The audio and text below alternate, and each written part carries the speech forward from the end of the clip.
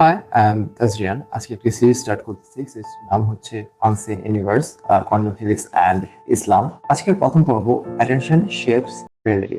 আপনি কি জানেন, আপনি কিভাবে দেখছেন বা পর্যবেক্ষণ করছেন তার উপর নির্ভর করে মহাবিশ্বের বাস্তবতা বা রিয়েলিটি বদলে যেতে পারে। কোয়ান্টাম ফিজিক্স জটিল একটি বিষয়। সংস্কৃত বুঝি। কোয়ান্টাম ফিজিক্সে দেখা যায় একটি কণা অনেকগুলো সম্ভাবনার মধ্যে, অর্থাৎ ওয়েভ অফ প্রবাবিলিটিস। কিন্তু যখনই তাকে অবজার্ভ কিংবা পর্যবেক্ষণ করা হয়, সেটি একটি নির্দিষ্ট ফলাফলে এসে দাঁড়ায়, অর্থাৎ কলাপস করায়। বোঝা যাচ্ছে আমাদের মনোযোগ কিংবা মাপার ধরনই ফলাফল নির্ধারণ করে। ইসলামের বহু প্রতিফলন দেখা যায় একটা উদ্দেশ্যের কাছে। নিয়ত আমাদের কাজের আধ্যাত্মিক বাস্তবতাকে নিয়ে দুজন মানুষ বাহ্যিকভাবে একই ইবাদত করতে পারে, কিন্তু নিয়তের কারণে একজনের ইবাদত কবুল হয়, অন্যজনটি বাতিল হয়ে যায়। রেফারেন্স হলো নিশ্চয়ই কাজের ফলাফল নিয়তের উপর নির্ভরশীল।